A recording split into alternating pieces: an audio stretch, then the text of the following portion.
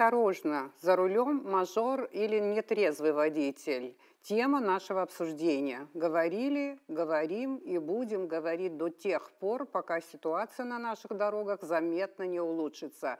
Это Аргама. И у нас в студии актуальные гости. Министр внутренних дел Роберт Киут, временно исполняющий обязанности начальника управления ГАИ МВД Республики Дамей Авицба.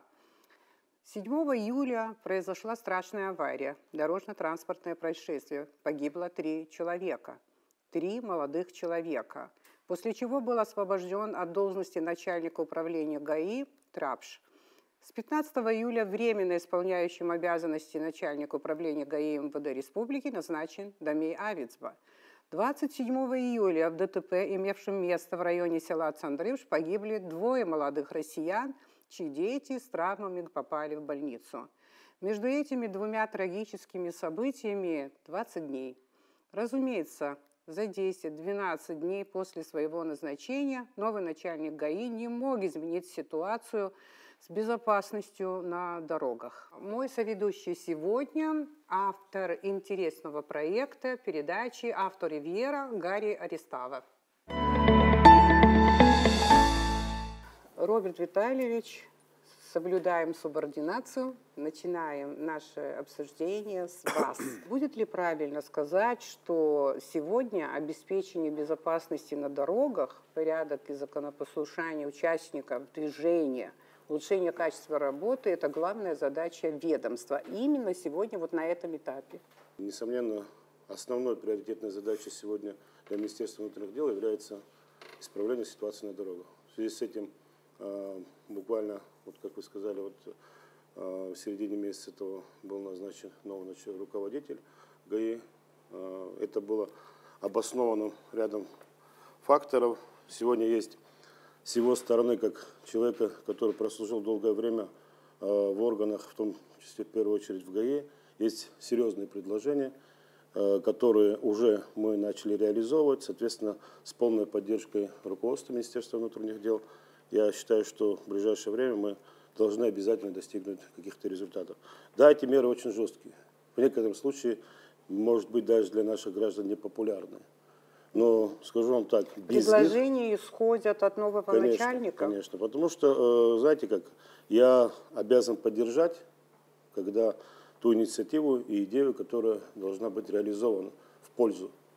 Человек-профессионал знает свое дело, изучил всю ситуацию на дорогах.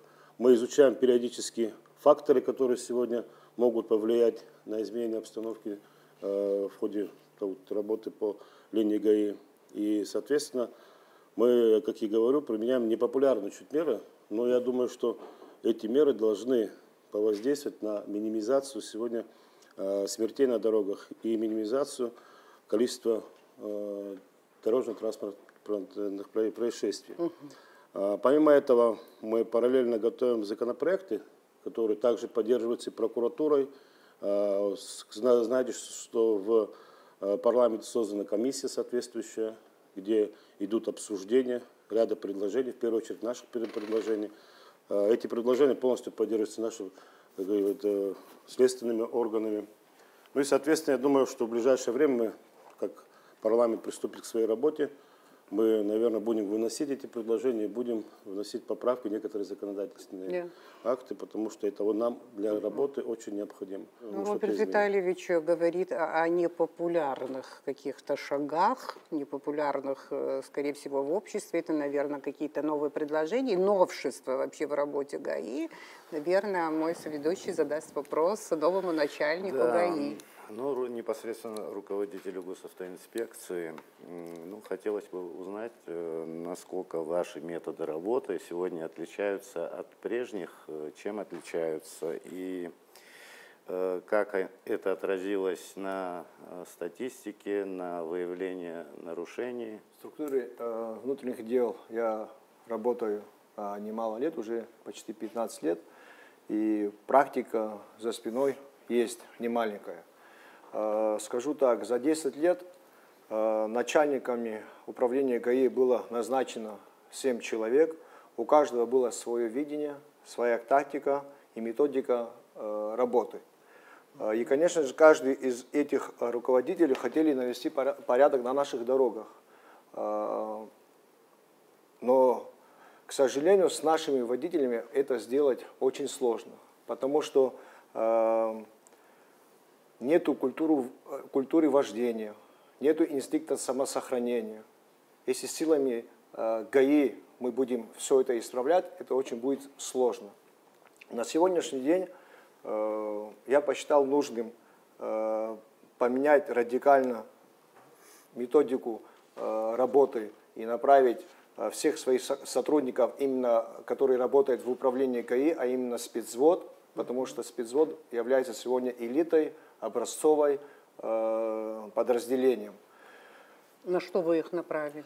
До 2023 года, 15 мая, методика была такая. У нас проблема на сегодняшний день на трассе люди, которые грубо нарушают, а именно нарушают скоростной режим. Водители, которые управляют транспортом в состоянии алкогольного опьянения и наркотического опьянения. Акцент мы сейчас будем ставить на эти нарушения. Что мы должны сделать?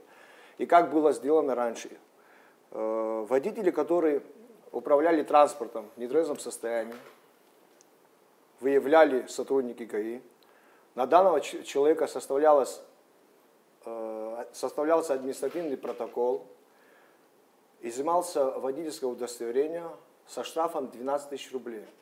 Этот человек мог на второй день прийти, оплатить этот штраф 12 тысяч рублей, взять свои права и поехать дальше.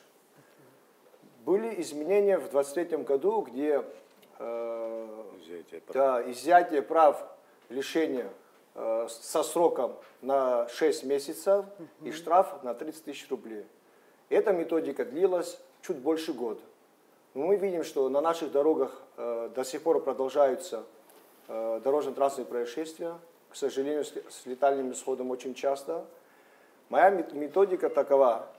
Помимо того, что мы изымаем водительское удостоверение у водителей со штрафом 30 тысяч рублей, я считаю, что транспорт, на который находился водитель, надо изымать в собственности данная машина, не в собственности. Данное транспортное средство надо ставить на штрафплощадку. С 15 числа, как я вступил в должность, на сегодняшний день у нас на штрафстоянке стоят 162 транспорта. Это серьезно. А как себя ведут водители? Они не сопротивляются? Вообще, что происходит, когда вы отнимаете машину? Силовые ведомства, Да, они да. отнимают. Чтобы сказать, с большими проблемами связываемся, невозможно сказать. Нелегко, но мы справляемся пока своими силами. У нас норма алкоголя на сегодняшний день это 0, так? Да. 0. Вот все-таки, бывает человек со вчерашнего дня, там, какая-то, минимальная там у вас попалась, зафиксировали. То есть и к нему тоже тоже на штрафстоянку машину, это на сколько вы поставите? Ставим на месяц. На месяц, да. Но все равно на 6 месяцев изымаются права. Но у нас как, орудием убийства у убийцы есть пистолет, правильно? То есть если его не отобрать у него, то он будет дальше продолжать. На сегодняшний день на наших трассах орудием убийства наш автомобиль. Пока у человека этот автомобиль не заберешь и не поставишь, обстановка не поменяется, поверьте мне. Он может и без удостоверения сесть, так же, да? Такие моменты тоже присутствуют. Ранее лишенные, мы их останавливаем, будучи лишенные, опять садятся за руль. Если к этому всему добавить, почему такая мера, на самом деле, мы в первую очередь... Законодательству это не противоречит, такие шаги? Законодательству это противоречит, потому в некоторых случаях, я скажу так, потому мы сегодня уже подготовили поправки, и мы будем эти поправки принимать. Я вам скажу так, и обращаясь ко всем гражданам, наверное, это будет справедливо. Те люди, которые возмущаются, наверное, каждый из них должен понимать, что тот человек, у кого мы забираем этот автотранспорт, является угрозой для нашего общества. И когда мы сталкиваемся с этой ситуацией, пока горячо, мы все со всеми солидарны. Как только мы начинаем забываться, на второй день мы все бежим за законными определенными, как говорится, основаниями и все остальное. Такого не должно быть. Давайте все вместе мы сохраним наше общество. Нас и так немного. А гибнет, по статистике, посмотрите, молодежь от 20 до 35 лет. Статистика, она есть. Мы берем, постоянно смотрим и видим, кто у нас гибнет. Фактически самые молодые, цвет нашей нации, он постоянно у нас гибнет, понимаете? Вот что у нас происходит. И потому, как Дамир Джумберович сказал, орудием сегодняшнего совершения преступления с их стороны является автомобиль. Зачастую получается такое, что мы забираем водительское удостоверение, штрафуем человека, завтра он обратно сидит на этом автомобиле, дальше совершает преступление. По-другому это не назовешь. Особенно это касается лиц, употребляющих наркотические препараты. Вот как вы считаете, лицо, зависимое от наркотического препарата, сегодня, будучи в опьянении, завтра он будет трезв? Я думаю, нет. Это люди больные, которые в постоянном наркотическом опьянении находятся. Фактически, любое его появление за рулем является преступлением. Я так считаю.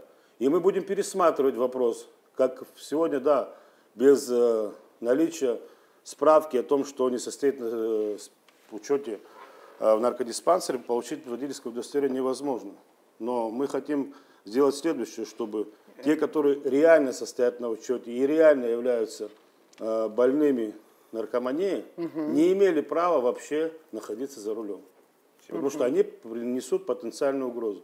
У нас фактически 50 на 50 пьяные алкоголем и пьяные наркотическими препаратами. Фактически у нас такая статистика. Тем более нельзя допускать их к перевозке пассажиров. Перевозки пассажиров в том числе. Дамир Джумберович расскажет цифры за последние дни, сколько человек у нас было выявлено. Это и то, скажу вам так. Ребята работают ранним утром, ловят вот этих водителей маршрутных такси, таксистов.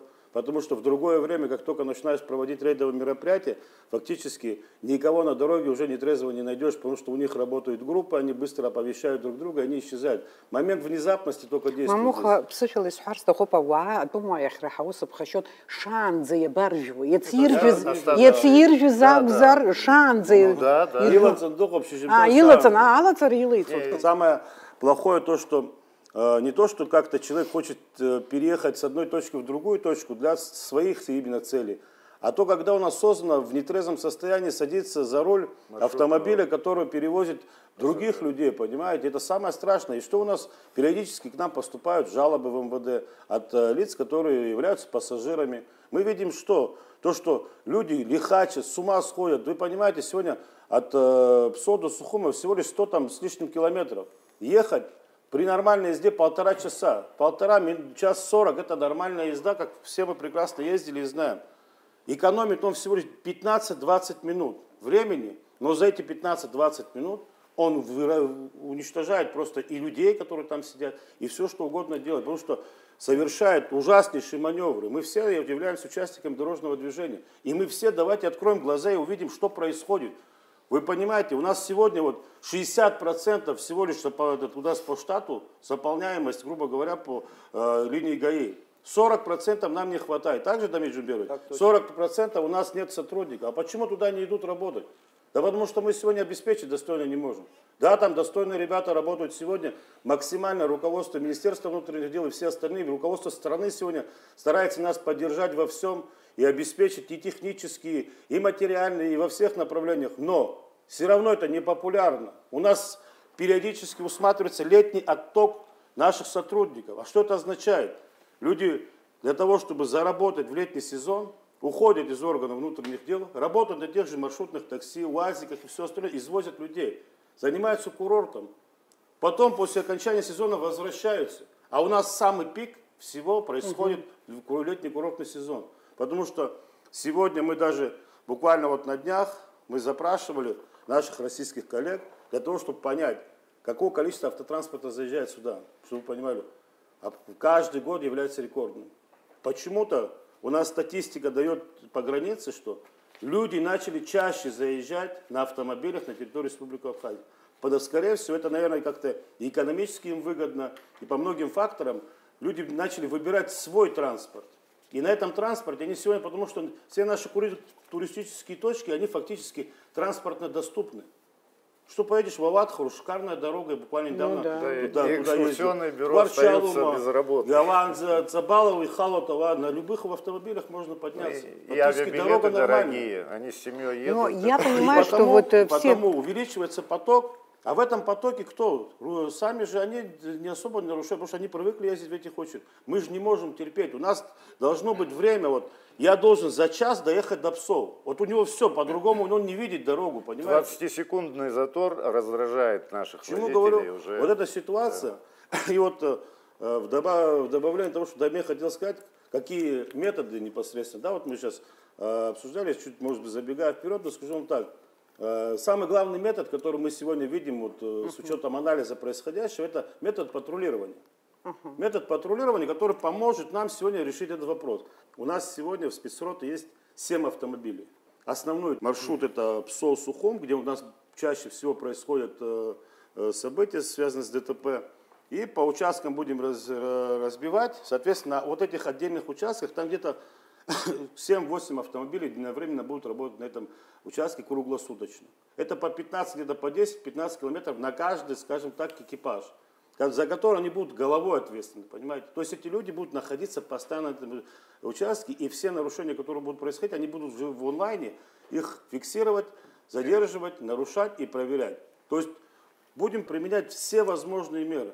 Патрулирование это самое эффективное. Это самое эффективное, мы так это понимаем. Конечно же, проблема с личным составом у нас останется, но над этим тоже мы работаем.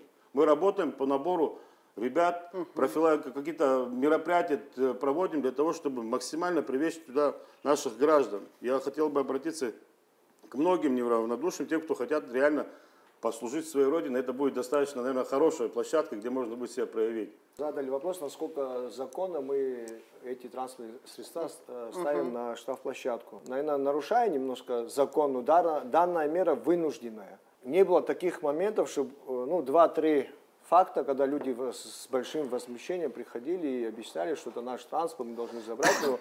Когда мы начинаем с ними вести беседу, что это проблема не только наша, это сотрудников ГАИ, что это проблема для всей страны. Хочу вам сказать так, что с 1994 года по сегодняшний день на наших дорогах погибло 1788 человек. Во время войны, когда шла война, да, Отечественная, Абхазская наша война, погибло 1708 человек. Но эти ребята знали, за что погибают.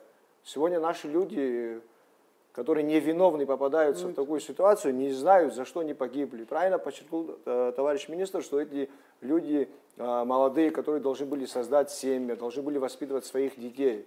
Если мы все это не остановим совместно, все машины, которые стоят на штрафплощадках, за них он штраф оплачивать не будет. У нас в районах, у нас 7 районов, да, там, и на местах уже нету места, куда эти машины ставить.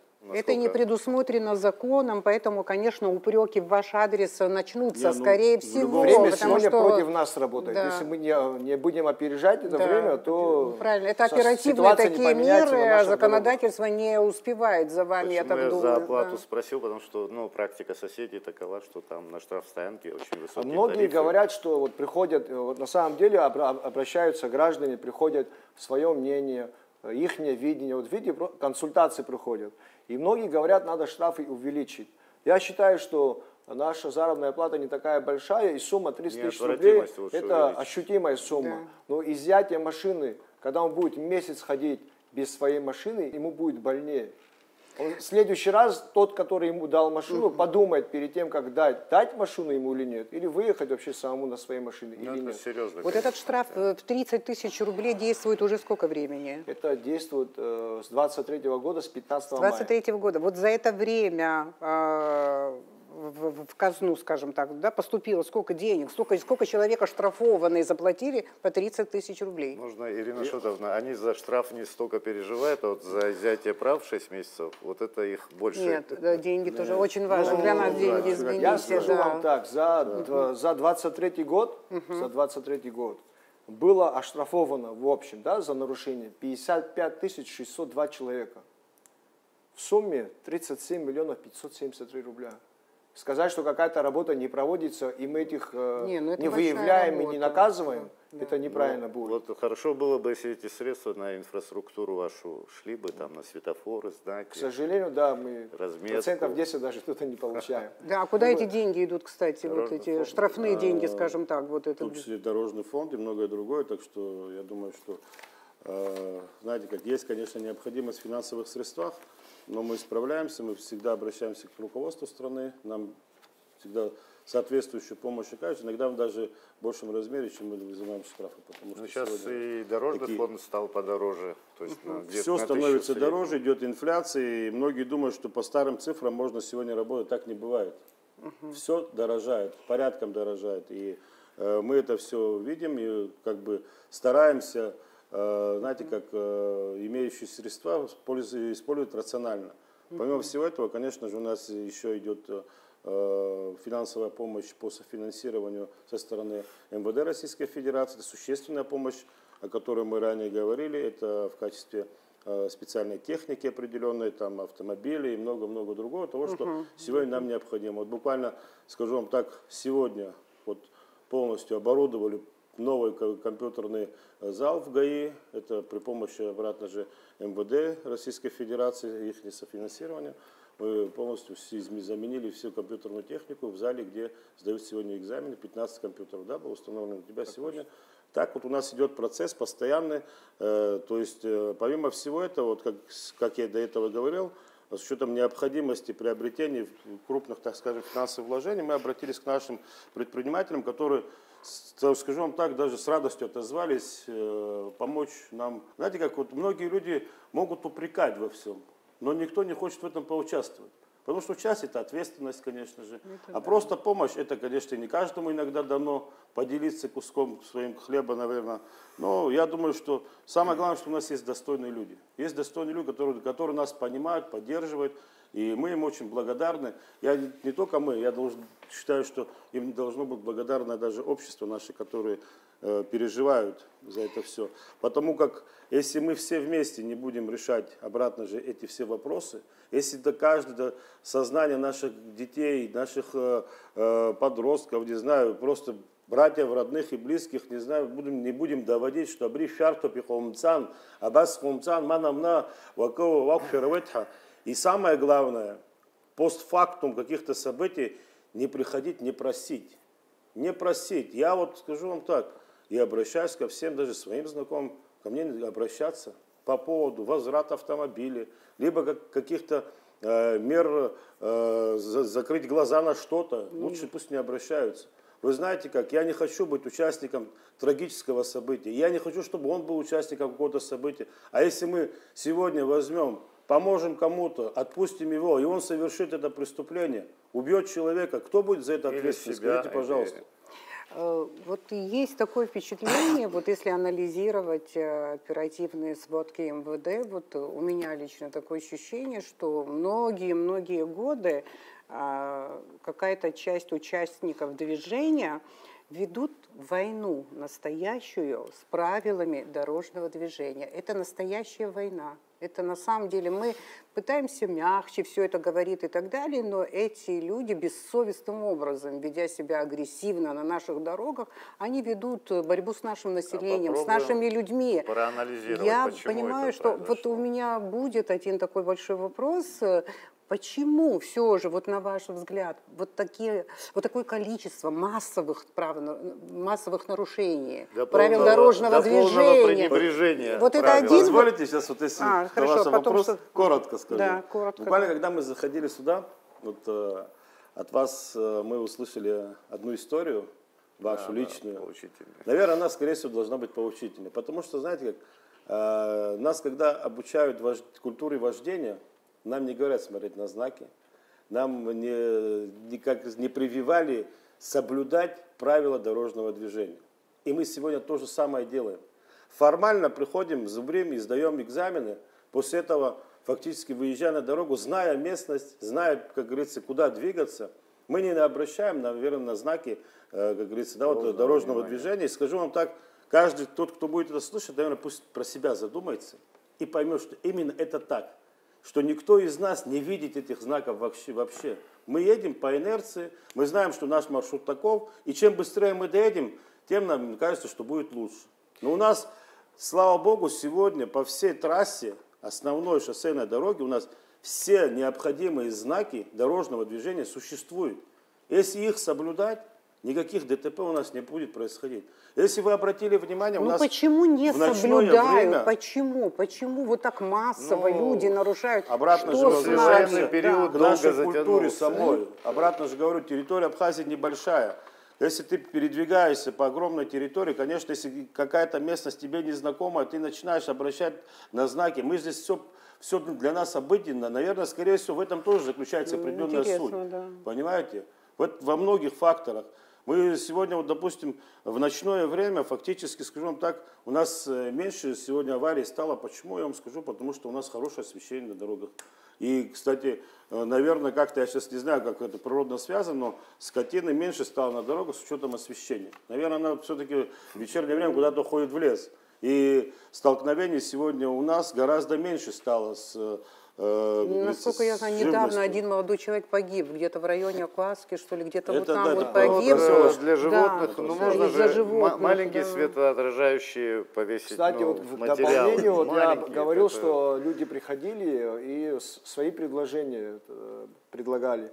Зашел парень на день, но он был сперва в шортах, не хотел запускать. Он говорит, я извиняюсь, что я так в шортах, но я вот уезжаю, говорит, в Ереван, и хотелось бы свое мнение сказать, вот видя, вот какая ситуация. Это местный житель или приезжий? Нет, он был уроженец Еревана. Ага. Зашел, его посадил, как раз у меня гости были, и он говорит, предложение такое, говорит, я вот ну, часто... шорты вы ему простили, конечно. Да, я его запустил, вот почувствовал, что что-то полезное он скажет мне. Он говорит, я часто путешествую и часто бываю в Японии. И там во многих дорогах не освещается, а у них скот тоже часто выходит на дорогу. И я увидел, что местные жители с сотрудниками стояли, что-то делали с коровами. Я остановился, спросить, что делается. Они берут баллончики, отражатели и прям коровы красили. Они прям в глаза, оказывается, бросаются. И мне эта идея понравилась. Умные как японцы. ее осуществить, я не знаю, но такое предложение в России тоже уже было. это обязаны Кстати, делать. вот одна в из России проблем, делают уже? Там одна из отражатели. проблем еще, помимо того, что люди садятся за руль в нетрезвом состоянии, ездят скоростной режим. Что хочу сказать, в управлении госавтоинспекции есть отделение фото-видеофиксации. На сегодняшний день по республиканской трассе Псоу-Ингур у нас установлены 11 камер, которые непосредственно фиксируют нарушение именно скоростного режима. Помимо этих камер, на 3 постах Бзып, Приморский, Мочарка есть камеры, по 2 камеры, которые снимают с 2 сторон, только в потоке движения автомашины, которая подъезжает к посту, эта камера выявляет, что у него ранее был штраф, сотрудник реагирует на это сообщение, там стоит громкоговоритель, он озвучивает данную машину, сотрудник реагирует, останавливает данную машину. Если ранее водитель был предупрежден и не оплатил штраф, хочу подчеркнуть, что штраф можно оплатить в течение 5 рабочих дней, если ему уведомили, что у него штраф, в течение 5 дней он может оплатить 50%, со скидкой 50%. И такие нарушения, я могу сказать, что цифры в 2023 году, если за целый год было 3151 постановление вручено и оплачено на 2 миллиона 357 тысяч. На сегодняшний день за 7 месяцев вручено постановление 19 118 постановлений. Из них оплачено 15 949 постановлений на сумму 10 миллионов 800 тысяч. Что надо еще сделать, чтобы они снизили скорость? Сумма огроменная. И дополнение еще хочу сказать, данные камеры, которые стоят, количество их, конечно, не хватает. Руководством Министерства внутренних дел было заказано, насколько я помню, с Китая камера. Приезжает в течение недели, мы будем ее устанавливать. Она нового образца, который фиксирует не только скоростной режим, также будет фиксировать людей, которые ездят без ремня безопасности, с телефоном, и будет фиксировать сплошную линию, кто будет пересекать.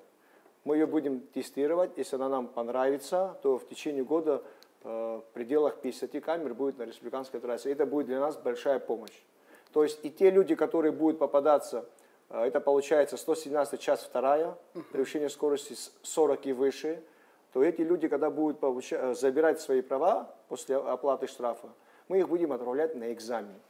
Так же, как тех, которые попали в нетрезвом состоянии после окончания полугода, а после оплаты 60 тысяч, они будут отправляться на экзамен.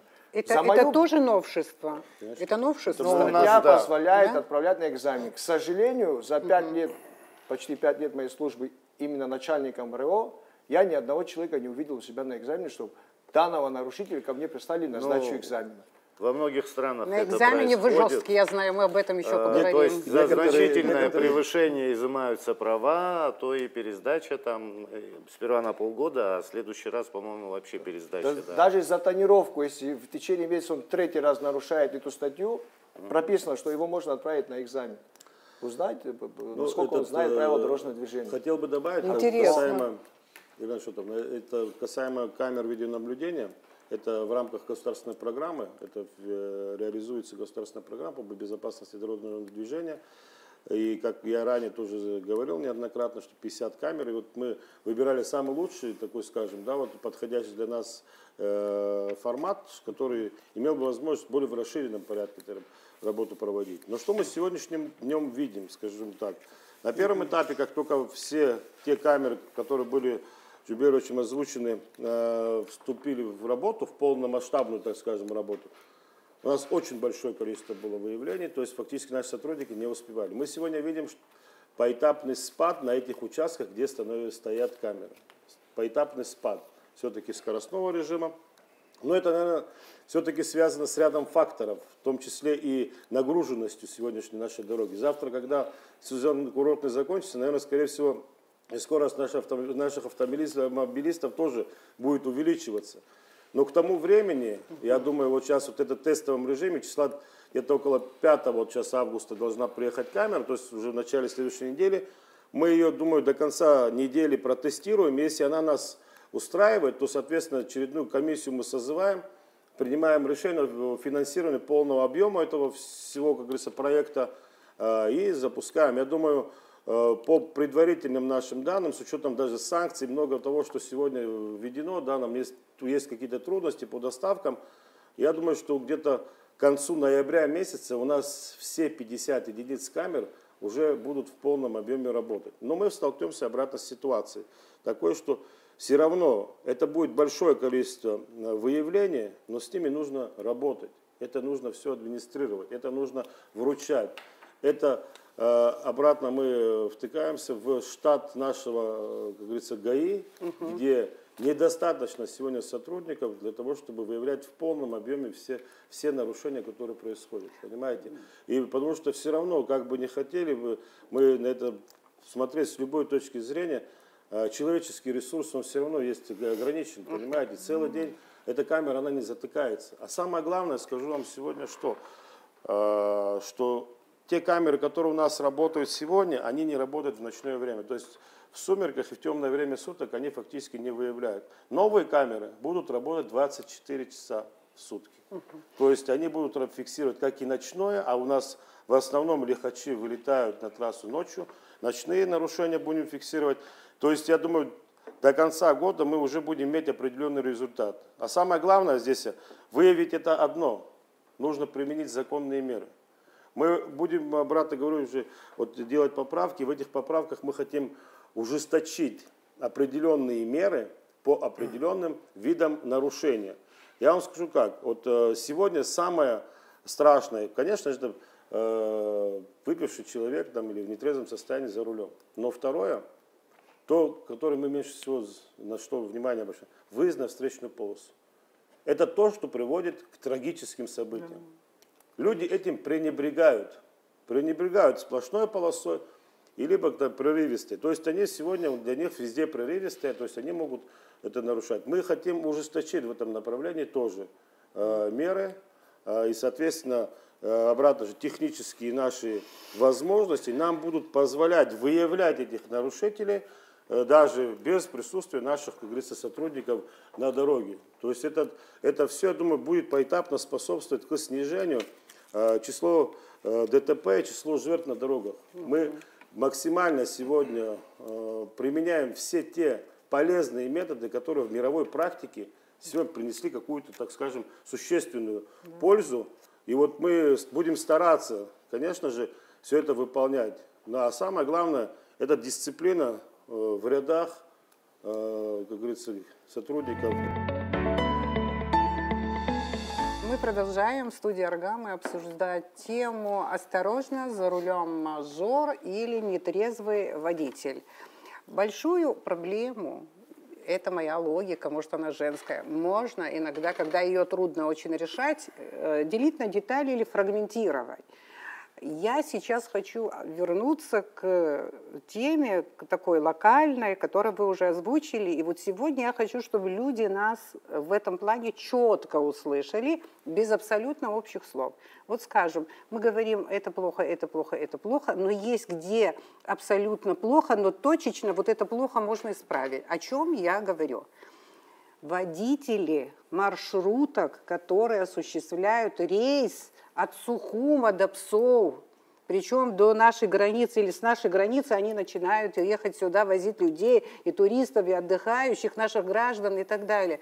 Очень много нареканий, очень много замечаний. Люди говорят, неужели с этим справиться невозможно? Ничего против маршрутчиков не имею, потому что понимаю, что многие из них честным образом, своим трудом хотят заработать на семью, они кормят свои семьи. Но в то же время какая-то их часть, абсолютно безответственные люди, которые подводят очень нашу страну. Они не только подвергают огромным рискам наших людей, они вот так ездят жутко, да? Они еще на границе как общаются с людьми, об этом тоже вы, наверное, слышали. Я хочу от Дамея Джумберовича услышать, вот конкретно вы планируете точечно заняться этой темой и эту тему закончить? Начать точно начну.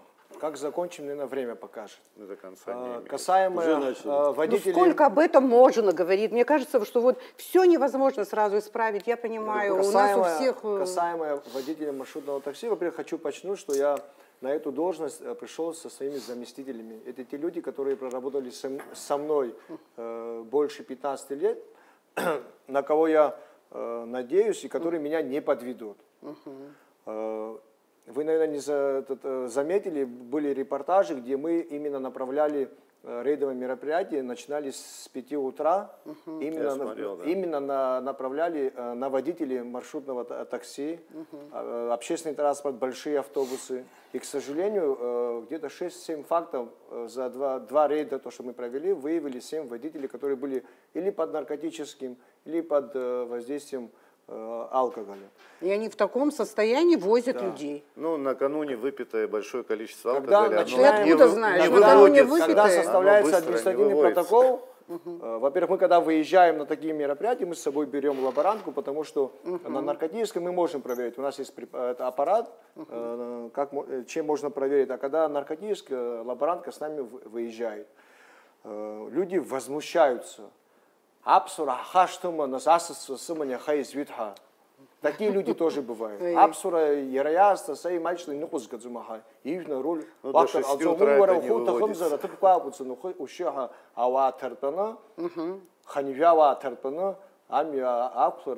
Ну, перед рейсом отдохнуть надо. Ну, конечно. Он должен быть отдохнувший. По этому направлению не то, что... у меня есть видение. Я, так же, как вы слышите, так же я и слышу. Мы будем даже своих сотрудников сажать в этот транспорт с регистратором и будем фиксировать таких нарушителей. Просто сразу одновременно охватить эту работу очень сложно, потому что, вот как ранее говорили, дефицит с кадрами. Вот хочу такой вопрос задать. Вот, в столице у нас население от 50 до 60 тысяч людей. Есть начальник милиции города Сухум, есть начальник ГАИ, есть у него подчиненные, которые заступают на суточное дежурство. Как вы думаете, какое количество сотрудников ГАИ на сутки заступает сейчас на весь город? На весь город. 7 человек, какое количество, как вы знаю. думаете? 7 человек. Вот Ира Шотовна, вот хочу спросить. Вот он вообще эксперт. Не, он же знает. Он Вот эксперт, вот я не сразу, эксперт.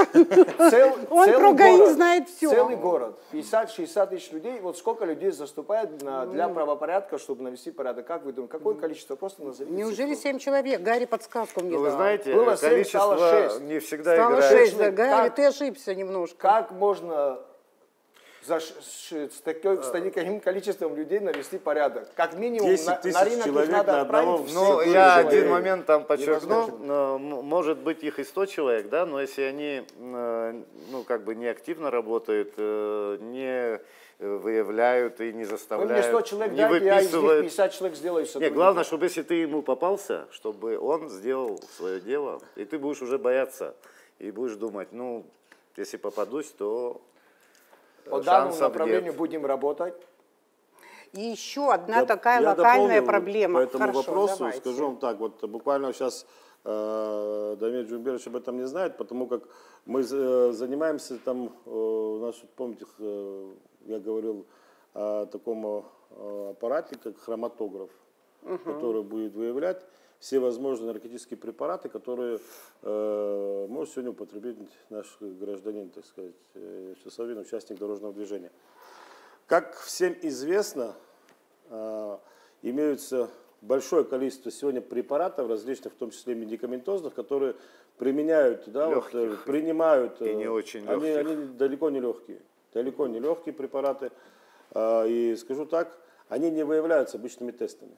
Но этот аппарат, он все это будет показывать. Буквально вот сейчас вот перед выходом сюда мой заместитель, которому поручено сегодня провести работу по запуску этого оборудования, докладывал, что буквально находимся, так скажем, на конечной финишной стадии. Мне сейчас придется на пару недель отправить еще специалистов, которые мы ранее подготовили в Россию.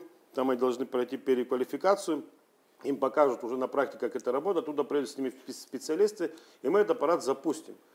И в первую очередь, мы уже с Дамиром Джумберовичем об этом говорили, что мы тотально практически будем работать со всеми, как говорится, участниками дорожного движения. В первую очередь это водители маршрутного или другого такси, то есть автобусов и других.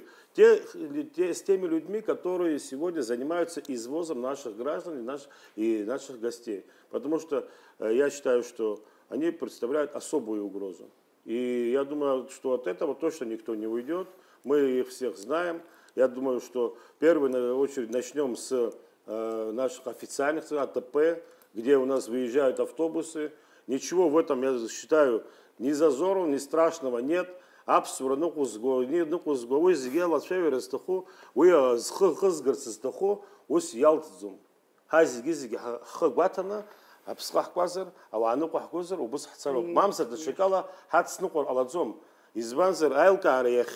обратно же обращаюсь к гражданам и говорю, что вот те даже меры, которые мы предпринимаем сегодня для минимизации, да, вот, дорожно-транспортных происшествий, люди с пониманием подходят. За что я хочу поблагодарить наших граждан, что нету такого массового нарекания.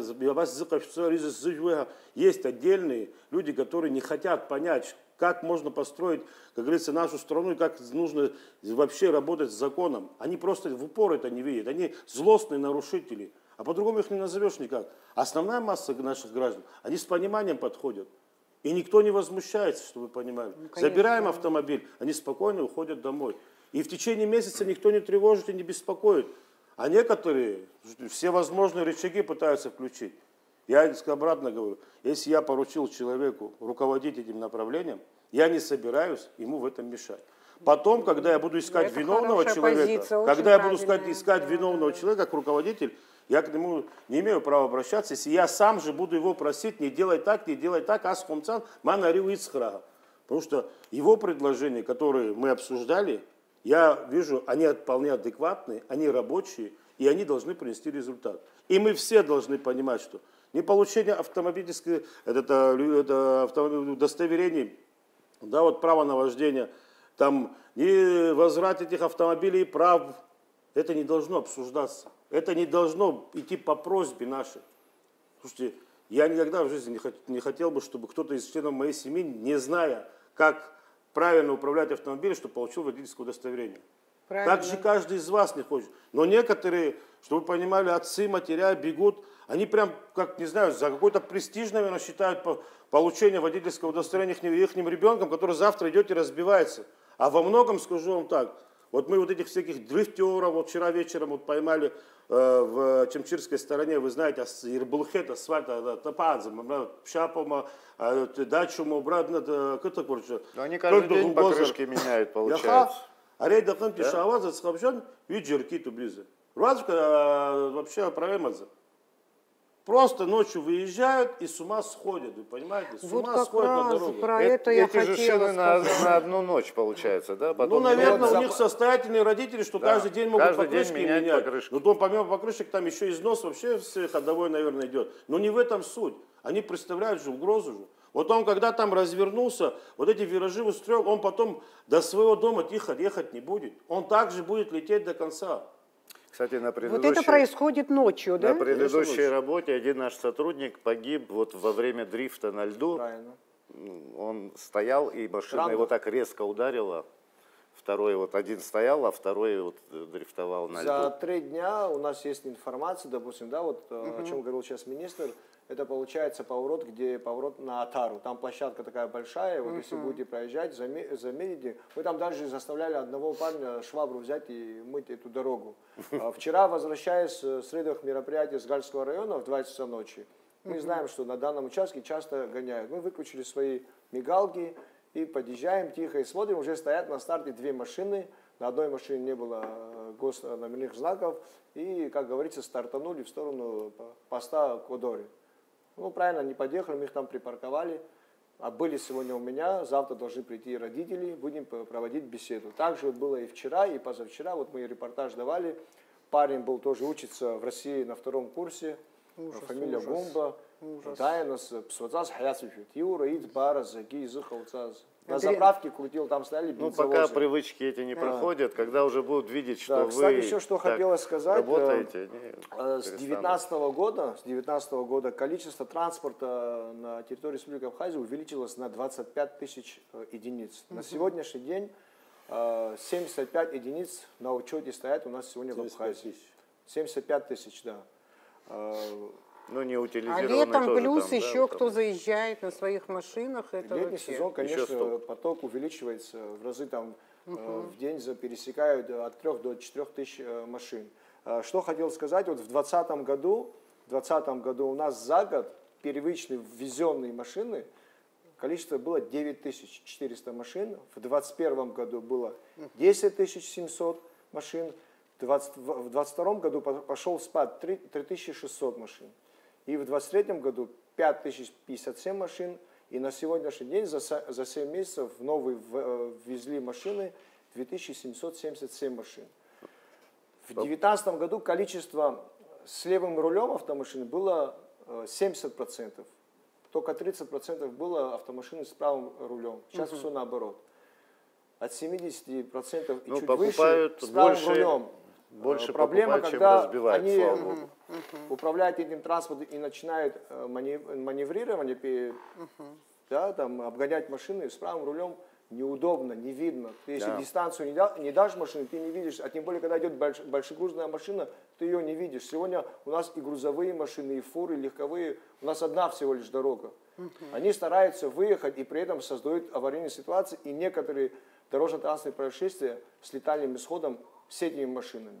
Думаю, этот вопрос мы тоже будем поднимать. Праворульных больше покупают, они дешевле, по-моему. Да. Поэтому, 70% да? Ну, праворульных технически ставится на учет. сегодня недорого. Вопрос запрет ввозить Это такие никто машины, не наверное, сделает. сложно сделать, но просто поднять, допустим, цену на растаможку таких машин там в 4-5 раз, я думаю, такую возможность Ну можно и элементарно создать. можно установить видеокамеру на зеркало, левое зеркало, экранчик. Это сегодня стоит копейки. То есть он хотя бы будет в экран видеть встречную Ну, это кто себя хочет сохранить, может Ну, любой да. поставить. Это вот сегодня легко. Ну вот этот разговор завершим вот про тех молодых людей, которые автомобильные ипподромы, я так называю, создают и в городе тоже. Я вот слышала про турбазу, эту проблему. Ачадаре Этой там проблемой вы занимались, не любили знаю. кататься. На площади Свободы, насколько я знаю, кажется, вы Закрыли там. перекрыли им там дорогу. Там сейчас еще и лежачий положили, чуть неудобно. Да, да, там уже этот... раньше и в Ачадаре Вы понимаете, гоняли, выявить и таких Лосур нарушителей, тоже. вот таких нарушителей, ну, немного сложно. Вот все 4 факта, то, что я перечислил, в течение 3 дней, что патрули поймали, могут. у нас была фото-видеосъемка, где мы могли данному водителю предоставить и показать. Вот сегодня приходил сотрудник за одного своего брата. Ему брат по-другому преподнес, что он якобы тихо ехал. Но когда ему показали видео, он извинился и ушел. Он говорит, пускай стоит машина месяц. То есть этот факт мы можем, да, там наблюдаем. И часто, кстати, люди обращаются, звонят, что вот на универсаме на площадке, где сухомарки, там часто крутят. Приходится иногда там камеры ставить или сотрудников ставить на своей личной машине. Но когда нету видео и фото, подкрепить и написать административный протокол очень сложно. Ну, Люди дальше умные стали, ходят, жалуются, что нету доказательств, и протокол просто аннулируется. В таком случае мы просто проводим беседу. Ну, когда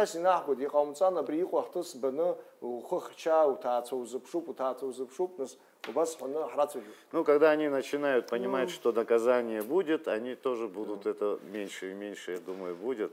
Вот мы в своей передаче, в Авторевере тоже, ведем пропаганду культуры вождения, говорим, иногда часто по безопасности непосредственно мы делаем передачи. И даже если мы делаем там туристические маршруты, мы все равно проговариваем, говорим о безопасности и культуре вождения. Но иногда вот на самом деле все эти доводы, все уговоры, они плохо работают.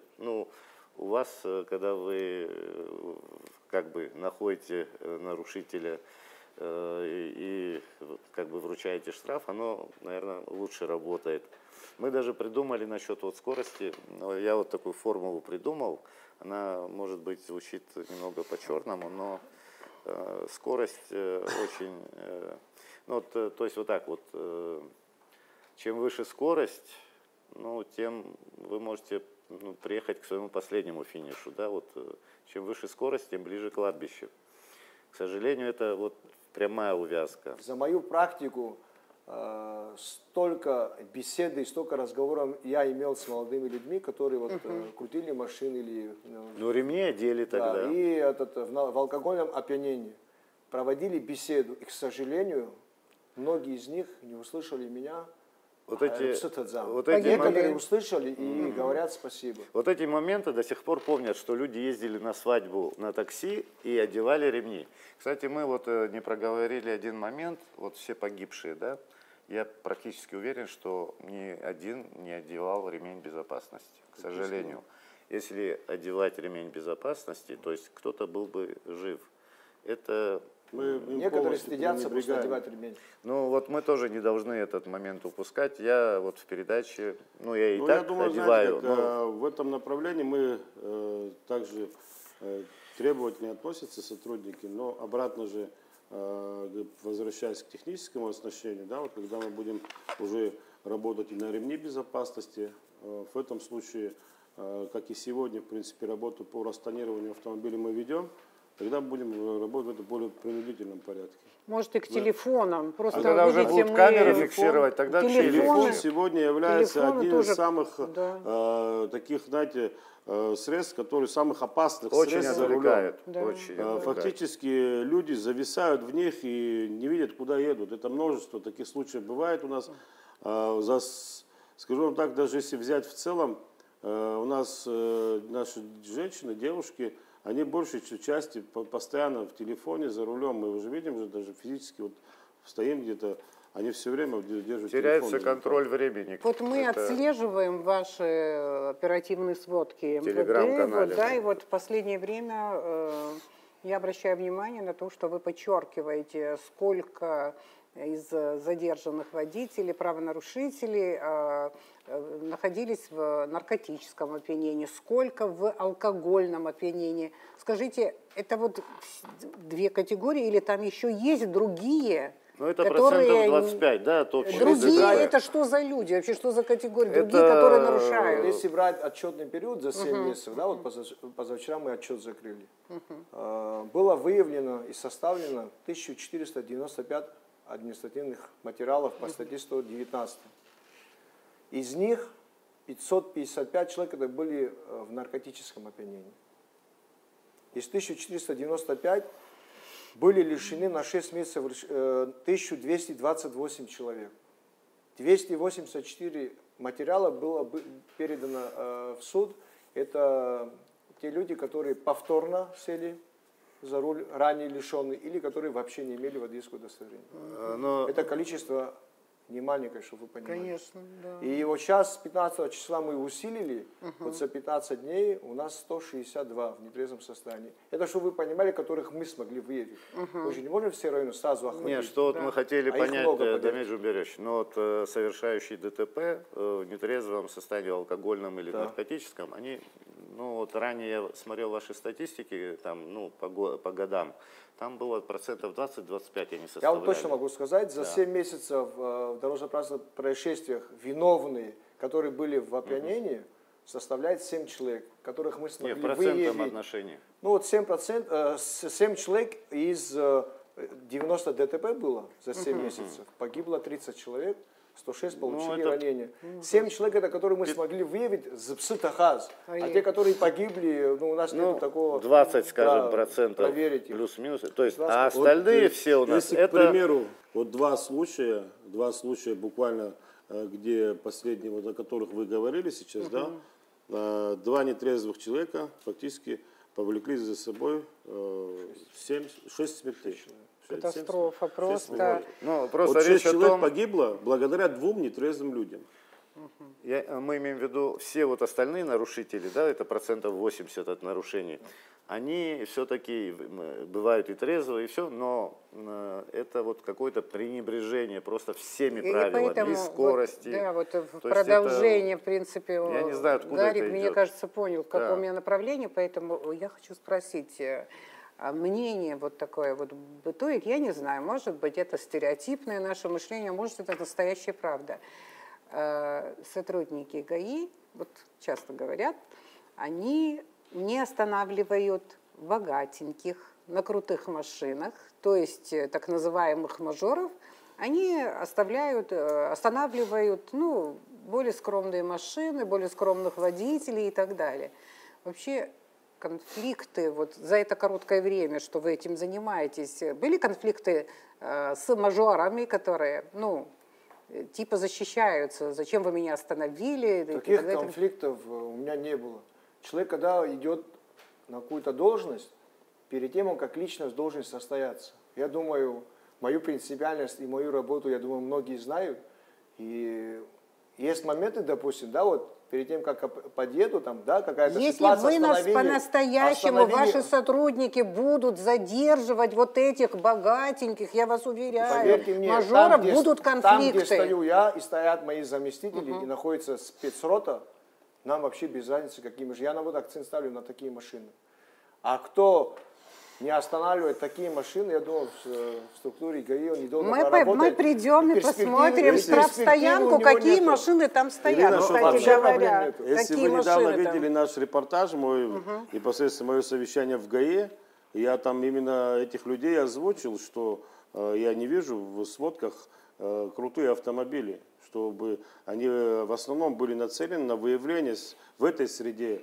То есть я не вижу, что у нас в стране должны быть привилегированные люди, либо какие-то люди с особым статусом, которые могут в нетрезвом состоянии, либо нарушать правила дорожного движения, грубые нарушения совершать, и чтобы на них никто не реагировал. Скажу вам еще другое, что в этой связи буквально вот с назначением Дамира Джумберовича мною были подготовлены письма во все министерства и ведомства Республики Абхазия, в том числе силовые, о том, чтобы было в каждом коллективе был была проведена профилактическая беседа на предмет неотвратимости наказания всех сотрудников министерств и ведомств в случае выявления со стороны их нарушения правил дорожного движения. Скажем вам так, все фактически руководители положительно на это отреагировали. Сегодня, в принципе, все уведомлены, и мы в этом направлении работаем. Для нас сегодня нету никаких для наших сотрудников препятствий. Кто это будет, там, допустим, сотрудник какого-то министерства, ведомства или силового органа. Для нас разницы нет. Все сегодня участники дорожного движения должны быть равны перед законом. Потому что, скажу вам так, обратно же, МВД это не только линия ГАИ, это многие другие направления. В остальных направлениях у нас достаточно, скажем так, положительные есть результаты. Если по общеуголовным преступлениям, у нас хорошая статистика по снижению общеуголовных преступлений. У нас по незаконному обороту наркотиков идет хорошая работа. Вы видите, какие результаты сегодня мы показываем. Скажу вам так, пользуясь случаем, в течение этого года мы закрыли 5 каналов, то есть конкретно организаторов этих каналов мы привлекли к уголовной ответственности. Дальше мы эту работу проводим и будем проводить. Но там есть у нас положительные результаты, понятно, их недостаточно. Но самая большая беда сегодня у нас остается на дорогах. И мы обязаны сегодня принять все необходимые меры. И все руководители министерств и ведомств должны понимать, что они должны с нами вместе на одной лодке плыть. По-другому не получается. В разных лодках мы расплывемся непонятно куда. И мы будем принуждать к этому. И никто пока, слава Богу, не возмущается. И возмущаться не будут. Я не считаю правильным трагические события, которые происходят у нас на дорогах ежедневно. И по истечению какого-то времени их забывать и подходить к этому уже обыденному. Так нельзя. Так нельзя. У нас гибнет, реально, вот если взять статистически, гибнет молодежь, цвет нашей нации. Вот посмотрите, какие ребята вот сейчас буквально недавно погибли. Ну, да. Целая семья, вы представляете, ну это невинные люди. Один из них был наш сотрудник, кстати, чтобы вы понимали, который приехал в Сухум забрать свою сестру. Ну, слушайте, есть сегодня очень много разных, так скажем, услуг, которые могут сегодня позволить человеку нетрезвому доехать до дома. На его же автомобиле его довезут. Просто нужно потратить небольшое количество денежных средств. Вот сейчас я вам скажу так, буквально недавно, в ночное время суток, я проезжал некоторые вот здесь, вот, так скажем, злачные заведения. Уже очень позднее время было, машины стоят. Утром я интересовался, почему там стоят машины. А знаете почему? Водители их оставили, так как были нетрезвые, и уехали домой. Нормальные люди. У нас эта есть. практика по чуть-чуть начинает работать. Но скажу вам так, ни в коем случае пускай никто не думает, даже если существенно изменится ситуация на дорогах, ослабливать режим, либо, как говорится, перестать работать в этом направлении мы не собираемся. Пока мы в сознании наших граждан не поменяем многое, как некоторые люди, скажу вам так, бывает такое, что мы видим, он семьями людей уничтожают, и без грамма сожалений дальше живут. Я не хочу даже пример приводить последние события, которые произошли. У человека грамма сожалений, мне говорят, нету даже о том, что произошло. Понимаете? Такие вещи не должны быть. А вот я извиняюсь, вот как раз к этому месту в парламенте обсуждался или будут принимать этот закон, при котором, если человек при ДТП, погиб там кормилец семьи или прочее, и виновный будет выплачивать, вообще так, практика такая есть в других странах, то есть чтобы виновный там выплачивал там сколько там рот или как это там определят, я не знаю. То есть он несет... По этому поводу я обратно же говорю, у нас есть ряд предложений, которые, наверное, будут в любом случае обсуждаться. Некоторые вопросы, наверное, будут сниматься. Вот на первых порах, когда вот такие трагические события произошли, я был в парламенте, и все, в принципе, депутаты, так знаете, с рвением помочь, все остальное сегодня быстро, надо все решать, все вопросы. Пока мы не будем, вот эти все наши предложения, которые мы сейчас, в принципе, в тестовом режиме, мы их уже апробируем. Я вам скажу так, мое волевое решение, даже пусть это будет противозаконно, я понимаю, что многие будут осуждать, почему он действует так.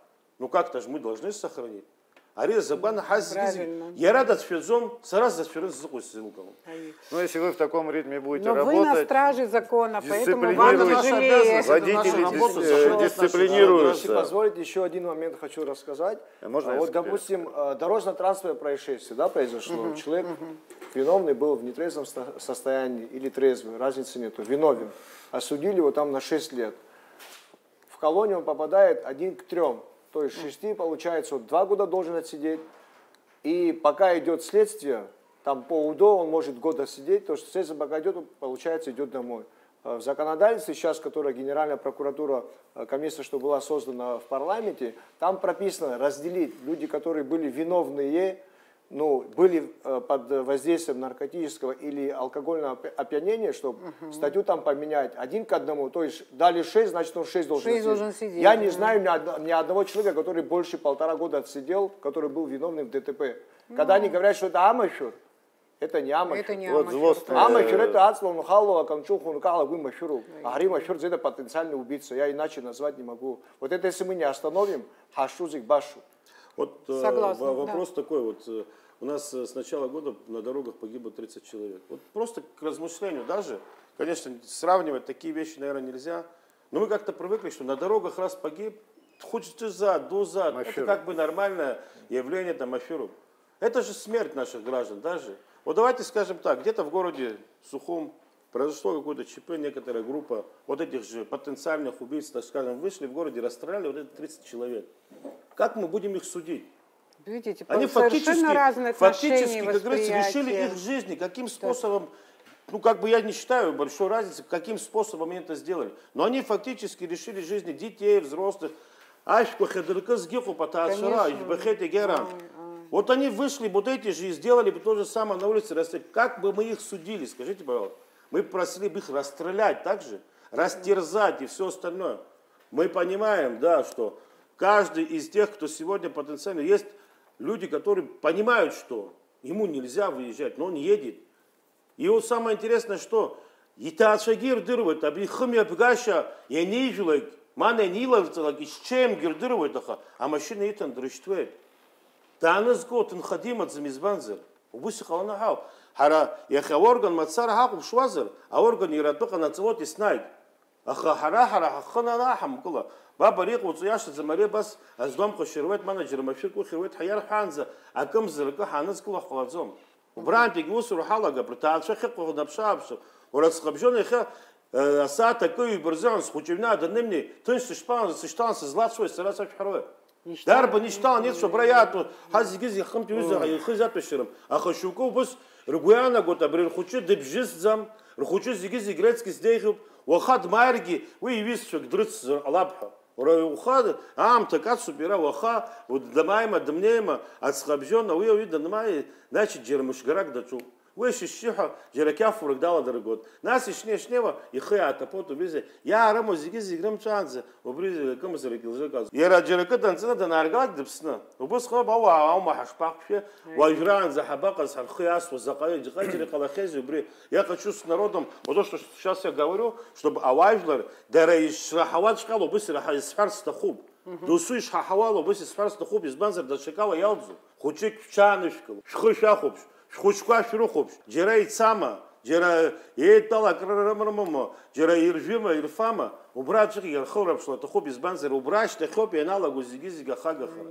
Хочек с хзаном кулага хочка кубизами и хайлас по хочка, ортиха, наверное, джеракала и рухуб что за рабхоб.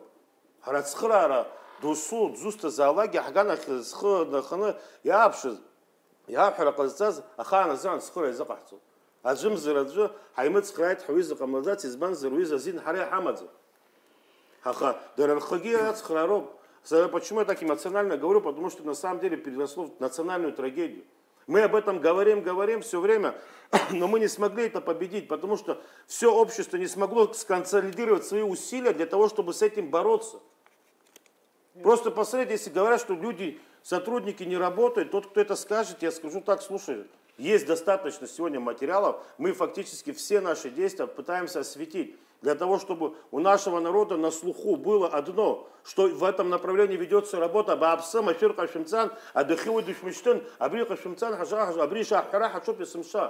Может, некоторые думают, что пиарят себя и все остальное. Никто здесь себя не пиарит. Никто не собирает себя показывать. Мы хотим сделать результат. Вот что наша главная задача. Я поставил задачу Дамиру Джумберовичу максимально. Вот все то, что с его уст было сказано, я хочу сделать то-то, то-то, такие-то изменения произвести. Я говорю, ты, если считаешь, что они будут эффективны, я тебя полностью поддерживаю. Я не собираюсь тебе ни мешать, ни просить за кого-то или что-то. И другим запретил, всем своим, и заместителям, и руководителям, всем запретил просить за кого-то. Пока вот эта цепная реакция по взаимопомощи у нас будет работать, мы ничего добиться не сможем. Если работа в таком ключе будет вестись длительное время, водители дисциплинируются. Это обязательно, и вам станет легче работать. Это должно произойти. Хотя у нас есть люди неверующие, которые говорят, нашим ничего не поможет. Видеокамеры не помогут, это не поможет. Но это неправда. Все имеет свое действие.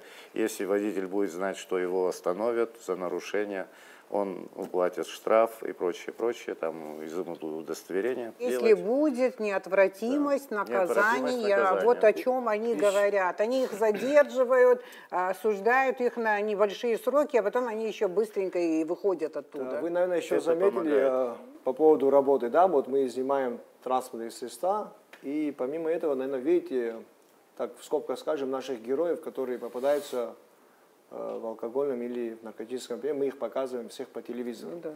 Это мера вынужденная. С одной стороны, другого выхода у нас нету. Вот что вы знали, люди, которые их показывают там, к сожалению, попадаются ветераны войны. Это те люди, которые в свое время стали на защиту Родины, чтобы мы, молодежь, сегодня здесь жили и в безопасном городе ездили. Есть звонки, где просят, не просят там не лишать или транспорт вернуть, а просят не показывать. Этот акцент я специально поставил, потому что абсуа ахаца тузурхадзом, кучук дуруп хачаралот. Убриг янус школу, амзаскуалот аграфсергот. Часто слышишь от людей, что нарушают, потому что не знают правил дорожного движения и что у нас права можно купить. Дальше. Вот у меня была информация, не знаю, где я это вычитала, что последние несколько лет среди тех, кто попадается с такими серьезными нарушениями на дорогах и так далее, что не попадаются люди, которые в последние годы получили права. Ну, сейчас я не знаю, делать мне комплимент в вашу сторону или нет, но мои близкие сдавали экзамен. С первого раза мало кто сдает экзамен. При вас. Я не знаю, сколько лет вы возглавляете, но... 5 лет почти. 5 лет, да? Я надеюсь, что я не ошибаюсь, но вот скажите, у вас было достаточно рычагов для того, чтобы не дать никому, кто не подготовился, не подготовлен, пройти этот экзамен? Или есть какие-то лазейки, которые вы не могли выловить? С момента, когда вы меня назначили, я понимал, на какую должность иду, и именно в этом направлении я понимал, что будет сложность. Когда я начал зажимать, многие даже сотрудники, которые работали там или в других ведомствах, говорили, что у тебя не получится Паша уху мургаком. Сейчас получится, куда я себя хвалю, но я надеюсь, какую-то планку я поднял, и просто прийти к нам в ГАИ, купить права, это невозможно. А подготовка водителя, извиняюсь, это же Министерство образования, да, автошколы? Да, хочу сказать, у нас в республике функционирует 10 автошкол, где может любой гражданин обратиться, записаться. Там ряд документов, которые ты должен предоставить, медицинская справка, паспорт гражданина Абхазии, фотографии, там, оплату за автошколу. Обучение проходит от 2 до 3 месяцев, в зависимости, на какую категорию ты обучаешься. Хочу подчеркнуть, что именно городские автошколы, такая школа, как автошкола «Старт» и «Светофор», количество людей, которые к ним обращаются, очень большое, потому что в этих автошколах преподают реально на высоком уровне. После чего это стало? В 2022 году, 30 ноября, было внесение изменений в постановление, что данная автошкола, которая обучает у себя в автошколе и после того приходят к нам на сдачу экзамена, в течение года количество пришедших и сдавших, если не будет превышать 60%, вопрос будет стоять о дальнейшем преподавании в этой автошколе. То есть у них будет лицензия изыматься. Как мы, управление ГАИ, у нас нет такой возможности сегодня эти автошколы проверять, потому что они подведомственны Министерству просвещения.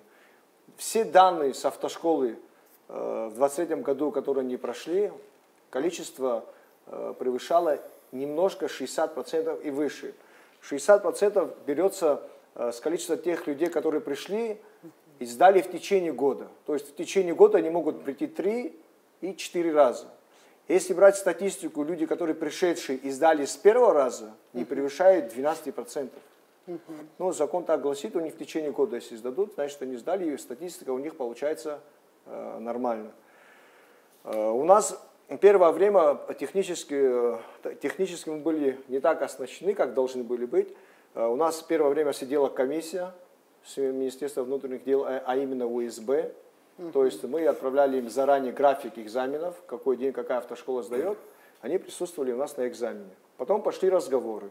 Потом мы нашли средства, нам поставили камеры в классах. Над каждым компьютером стоит камера, записывает видео и звук. И помимо этого 4 камеры в аудитории. То есть дисциплинирует человека, который непосредственно принимает экзамен, также и тот, который сдает. То есть по любому вопросу мы можем взять эту съемку и просмотреть, кто как сдал. Это усиливает контроль. Конечно, усиливает контроль так как над сотрудниками, так же и над теми, кто сдает. Спасибо. Абри псофилис вот и тахо мамзарги ейлаз гобхарако милат лахрах шавюзер и апсвай хубхусгуяна год ябан зехау ойдызмуху харахау. Ну, бесстрашно. Абриашук сялагдзен, яшук сялагдзен, я плохо. И вяюак тахет апсва. И вяюак. Пшюка ирмансва, фюка урсва. И вяюак апсва тахет ашук сялагдзен. Харахоб хазиги из банзера абхараги лахкот. Сегодня, если будет работать реально, вот как оно полагается, как для всех, неотвратимость наказания, наверное, мы сможем тогда навести порядок. Потому как я вам скажу так, у меня есть определенный опыт в оперативной работе, да, вот, конечно, основной опыт это в службе госбезопасности. И когда мы с Дмитрием Сергеевичем Дбар, он был назначен руководителем Министерства внутренних дел, и я был назначен председателем службы. Первое, я и ранее это говорили, мы озвучивали. Первое для себя, что мы, как говорится, сказали, это неотвратимость наказания. Вот то, которое должно быть. И невозможность договориться. Этот фактор мы полностью исключили, скажу вам так, исключили на уровне руководства. И что за собой это повлекло? Самые громкие, резонансные, так скажем, преступления ушли у нас в небытие. Это крупные разбойные нападения, похищение людей. Все те преступления, которые будоражили наше общество, они ушли в небытие, потому что неотвратимость наказания и невозможность договориться с руководителями, а никогда крупное какое-то деяние, ни одна преступная группировка, не договорившись, не заручившись каким-нибудь хотя бы информационным либо каким-то обеспечением своим, не пойдет на преступление, скажем так.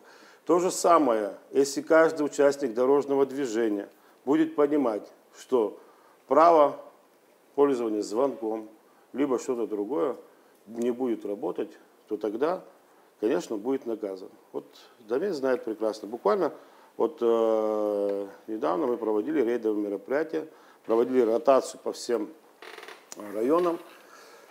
Я вышел перед личным составом и при всем личном составе сказал следующее. Мой приказ не брать ничьи телефоны. В ходе своей работы при выявлении нарушения от того или иного гражданина ни в коем случае не принимать звонки, либо брать трубки для того, чтобы кто-то имел возможность с вами договориться. Я считаю, это нужно максимально исключать. Вот это телефонное право и все остальное, оно не должно быть. Звонок другу, он не должен работать. Ну что, значит, друг, допустим, да, вот, который звонит и начинает тебя упрашивать, либо какой-то влиятельный человек, который пытается тебя пристыдить в чем-то. Слушайте, наши сотрудники выполняют свои права и обязанности, свои обязанности выполняют, которые, в принципе, им поручает их руководство. Невыполнение приказа, оно, в принципе, по всем законам, оно должно быть наказуемо. То есть ты сегодня, звоня сотруднику, упрашивая его отпустить нарушителя, заставляешь сотрудника нарушать закон. Это так же. Понимаете, то есть вот этот момент надо исключать полностью, я считаю. И не надо на это обижаться. Не нужно обижаться на то, что я не смог помочь там, при том, что Арис Сашиё визит министру, начальник ГАЮ, Арис это смысл хладит, Арис двоюма, Хабас Без наших вопросов вы каждый раз возвращались к теме новых технологий в работе вашей служебной деятельности. Это видео, фото, фиксация. Да? Вот. Просто конкретно мы понимаем, что нужны большие финансы для того, чтобы как-то быстро, да, вот разом, стремительно, чтобы решить эту проблему, нужны большие средства. Мы понимаем, на что мы сейчас рассчитываем, если это главное условие минимизации вот этих преступлений на дорогах. Вы знаете, как мы самое главное уже сделали, а сделали мы что? Мы в рамках прошлого года закупили периферийное оборудование, то есть весь тот сервер для хранения и обработки информации, он у нас куплен. Это самое дорогое, самое главное, то, что нам нужно было, мы его приобрели. Это все средства, чтобы понимали, это государственного бюджета нашего, это по программе обеспечения безопасности дорожного движения, по программе, как говорится, создания такой системы, как «Безопасный город». В этом направлении государство выделилось около 200 миллионов рублей, что мы поэтапно их осваиваем. Основной, так скажем, этап мы прошли. В этом году мы уже, как я и говорил, дополнять теперь будем всю эту систему камерами. Помимо камер дорожного, фиксации нарушений дорожного движения, туда же мы еще включаем все камеры, которые у нас сегодня в онлайн-пространстве имеются. Мы туда подключаем все системы нарушений, грубо говоря, там линия ГАИ, там многие-многие направления. Помимо всего этого, скажу вам так, нами уже закуплено какое-то количество, как говорится, нагрудных знаков. Мы оборудовали автомобили, спецроты камерами видеонаблюдения, внутренней, так скажем, переднего вида, заднего вида, так скажем, с онлайн-доступом и подходом к общей системе. Плюс ко всему. Части тоже решает, наверное, конечно, и кадровую проблему, и кадровую, да? Я вам просто сейчас скажу, к чему я столько всего говорю. Мы создали сами, наши технические сотрудники, создали передвижной рубеж контроля, который также вот в пути следования имеет возможность, грубо говоря, выявлять на любом рейдовом мероприятии, можно его выставлять. Это мобильный комплекс, который также как стационарный работает у нас. В каждом экипаже, как говорится, сегодня сотрудников спецроты и ГАИ, в принципе, будет наличие планшета со всей информацией о нарушителе. То есть фактически, если мы во многом работаем вслепую, да, вот с человеком, которого мы задержали за правонарушение, там, допустим, дорожного движения, допустим, да, мы можем сразу этот автомобиль на месте проверить. Эта система у нас она внедряется, многое для этого уже сделано, многое оборудование уже куплено. Фактически мы поэтапно многие вот эти вещи вводим. Я уверен, что в ближайшее время мы получим хороший результат. Почему я вам скажу? Вот даже если взять по общеуголовным преступлениям, основная масса сегодня, раскрываемость, почему у нас высокая? Потому что наши сотрудники сегодня ориентируются на камеры видеонаблюдения, которые развешаны у нас везде фактически. В каждом доме они у нас фактически есть и везде, с онлайн-доступом, у кого-то в частном доступе есть, но, по крайней мере, камер уже становится в стране много. Людям совершить преступление и скрыться становится сложнее. А тогда, когда это все будет работать по общей системе, то есть это все камеры будут подключены к нашему периферийному оборудованию, чтобы вы понимали, мы уже можем работать как по системе купол, как сегодня работают, допустим, наши коллеги в городе Сочи в том числе, чтобы вы понимали, можно там, знаете, вот когда было совершено, к примеру, приведу преступление, на границе, помните, была перестрелка, один из граждан пересек границу. Как только нами была передана информация по его розыску, в течение, так скажем, промежутки между самым Веселым и Адлером человек был уже остановлен, они уже знали, в каком он автомобиле, и все. Мы к этому поэтапно придем, потому что это все, конечно же, затратно, но фактически основную работу мы уже провели. Основную провели, и многое работает. И, наверное, в ближайшее время, когда вся система полностью заработает, тогда уже мы будем говорить о том, что да, вот и в целом оперативная обстановка поменялась в разы, хотя она уже поменялась, но упростить это работу нашим сотрудникам. Но при этом хочу перейти к самому главному фактору, наверное. Конечно же, когда у нас будут технические возможности, конечно, то количество сотрудников, которое сегодня есть, оно будет предельно достаточным к работе. Ну, да. Потому что сегодня, пока ты работаешь вручную, рук надо много. Мы сотрудников будем обучать уже другим, как говорится, да, вот возможностям. У нас, в принципе, мы это обучение по линии ГАИ, даже сейчас буквально недавно все у нас прошли курсы повышения квалификации. Плюс ко всему, когда это все будем вводить, мы их отдельно будем обучать уже пользованию этим средствам и все остальное. То есть уровень их знаний тоже будем повышать. То есть поэтапно к этому подходим. Из нашего разговора уже, значит, мы поняли, что в каком направлении, да, развиваются применение технологий, скажем, да, там видео, фотофиксации и так далее. И мы поняли, что у вас есть предложения, которые должны быть реализованы в нашем законодательстве. Да, но каникулы, конечно, вам помешают. В августе это не получится, но надеюсь, что осенью вы к этому подготовитесь. Можно сделать одно послабление для водителей. Вот в плане пересечения сплошной, это когда в одном направлении. Внутри потока движения. Между рядами в одном направлении. Потому что как вот у других, чтобы было. То есть это все-таки разные нарушения, когда осевую пересекают. Не, но если мы будем ужесточать эту меру, как мы вот планируем, конечно же, для нас самое главное здесь вот в этом вопросе, как я вам в принципе говорил, выезд на встречную полосу движения. А между рядами в одном направлении. Между рядами понятно, что он там в неположенном месте перешел, но как бы мы даже особо, если аварийной ситуации нет, мы не обращаем на это особо внимания. Мало таких но штраф равносильный почему-то у нас. И это, и то. Ну, мы этот Они штраф учтут твое Я хочу предложение. чуть-чуть Да. немножко мы приятное его оставим водителям. такой, какой есть, а другой мы увеличим. Наказание. Часто обращаются люди, вот неужели нельзя ограничить водителей, которые там, да, имеют большие штрафы, там, чтобы он не мог границу пересечь или Это что-то. На сегодняшний день в управлении ГАИ я сделал так, чтобы любой гражданин, который приходит к нам оформить машину или, допустим, переоформить, пройти техосмотр, получить водительское удостоверение. У нас в любом отделе есть доступ у каждого сотрудника, да? Он проверяет, перед тем, как принять какой-то документ, мы его проверяем на наличие штрафа. Если есть наличие штрафа, пока он эти штрафы не оплачивает, он ничего оформить не может. Как правило, Первое время Иргуабхадзомус уже привыкли. И у нас в управлении ГАИ фотофиксации есть отдел наверху. Он когда не согласен, это не я был за рулем. Иногда такие фотографии качественные, что прям видно, как он там сидит. Новые камеры, чтобы вы знали, это сейчас, если у нас черно-белое качество выдают, они, кстати, цветное качество будут, они будут еще распознавать марку автомобиля. То есть там очень-очень много функций.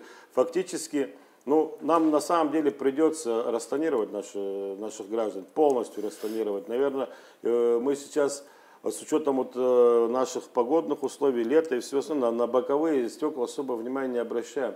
Но общий фон видимости для камер, он должен быть обеспечен полностью для того, чтобы все то, что сегодня мы делаем, работало. Буквально на днях мы делали сюжет по горячей линии, скажем так, по телефону доверия, да, вот и из вашего разговора я когда услышала, что если даже вам сообщили, что агрессивный водитель едет по трассе и может убить кого хочет, и сам может погибнуть и так далее, чтобы вы, скажем, да, сотрудники ГАИ приняли какие-то меры.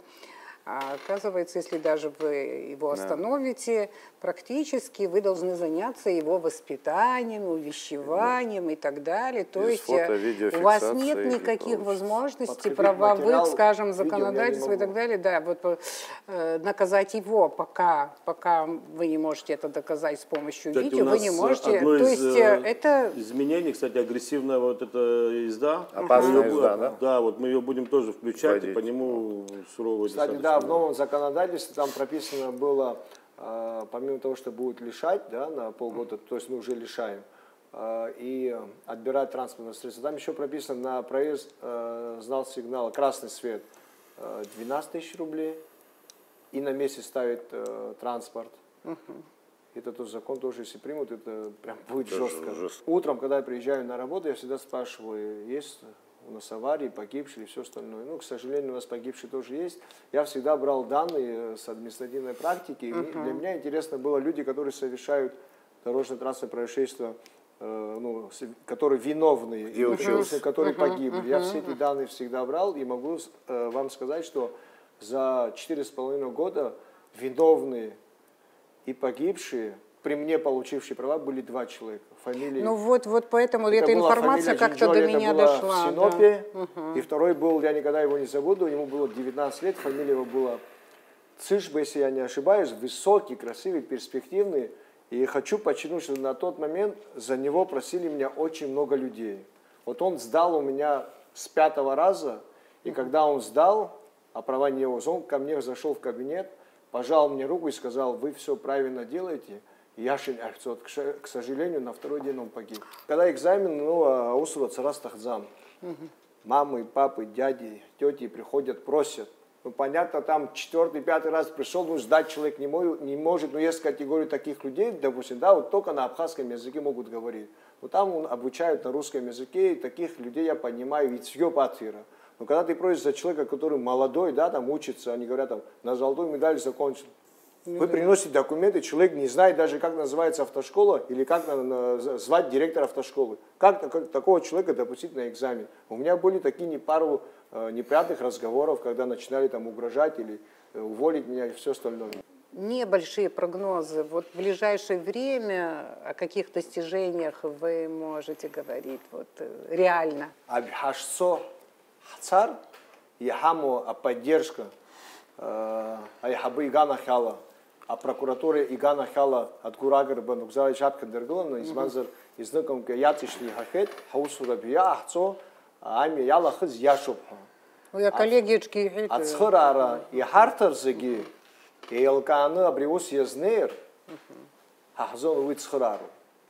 А Уидан Хахо, а машина Итоту, Мамзар Арша Хадка, Исто машина Нукцара Янахо. وبرات أحرى يقصر حزام يتخرارو. أيه زكنا قام يترى. أبيتب كرش أمز سكوب يرتسنو. وبيتب شيء حد قلر. هكذا حكلنا قول. وعجلر رد قلر اشتخو. رد قلر. Некоторые статьи же там они усугубляются при создании аварийной ситуации. Ну вот я по светофору этому я его не забыл, также тоже думаю. Может быть там тоже сделать, вот допустим, если он, ну проехал там, вот только он там загорелся, да, вот. Но не создал аварийную ситуацию. Ну, то есть, допустим, там 3000, а если опасная ситуация, 12. Но это многовато. Для бюджетника, например, это вообще... Мы согласны мера, полностью. Ну, знаете же, как бывает, вот вы знаете, там, как я полсекунды там, раз, что-то там, ну, бывает же такое, ну, и за это 12. В этой связи я вам скажу следующее. Мы в любом случае, с учетом, так скажем, анализа обстановки на дорогах, мы обязаны максимально сегодня требовать от наших граждан соблюдение правил. Да, вот вообще соблюдение порядка, закона и все остальное. Данные поправки к законам нашим, конечно же, мы будем, как после того, как выйдут с каникул наши депутаты, мы будем выносить на обсуждение. Конечно же, у каждого, кто будет принимать это решение, есть свое мнение на этот счет. Мы не уверены, что многие моменты будут поддержаны в том объеме именно так, как они сегодня нами будут представлены. В любом случае будут какие-то снисхождения где-то, как-то может увеличение будут. Пока мы не знаем Единственное, что мы понимаем и за что мы их реально благодарим, всех участников этих законопроектов, в том числе прокуратуру и парламент, то, что все прекрасно понимают проблему и готовы ее поддержать. Я считаю, что обратно же, обращаясь к нашим гражданам и к всем тем участникам всех тех событий, которых мы сейчас обсуждали, каждому из нас надо думать о том, что мы все несем за собой определенную угрозу. Никто из нас не может быть суперчеловеком, и с нами, что такое не может произойти, никто не должен быть в этом уверенным.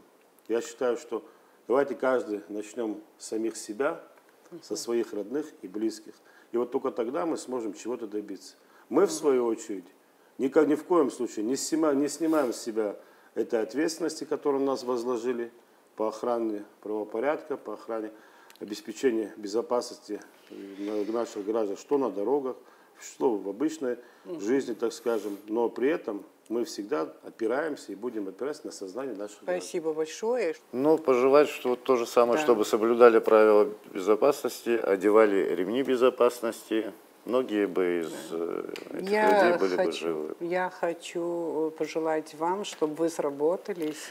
Роберт Витальевич, назначая вас на эту должность, я думаю, что у него были основания серьезные. Да, и хочу, чтобы у вас все вот эти задумки получились. И на самом деле вот эти потрясения, вот эти трагедии, они насколько возможно, вообще желательно, чтобы вообще их не было, да? Но когда что-то такое трагическое происходит, это было очень редко, очень мало. Может сложиться такое впечатление от нашего разговора сегодня, что все, что мы сейчас обсуждали, в том числе вашу работу, что это все соткано прямо из проблем.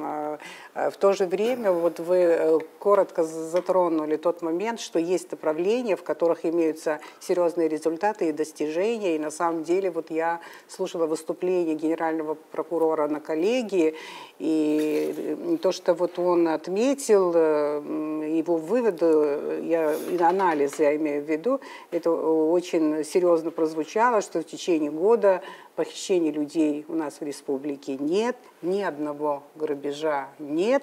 И нет убийств из корыстных побуждений. Я подчеркиваю, убийства из корыстных побуждений. Именно такие. И, конечно же, с моей точки зрения, это повод для оптимизма. Будем надеяться, что и в этом направлении, именно безопасности на дорогах, появятся скоро положительные изменения, что правоохранительные органы вместе с обществом, вот то, что вы все время подчеркиваете, поддержка общества очень нужна. Лично я, например, теперь готова спасти безумца, который на скорости и агрессивно промчится по трассе, расталкивая всех участников движения.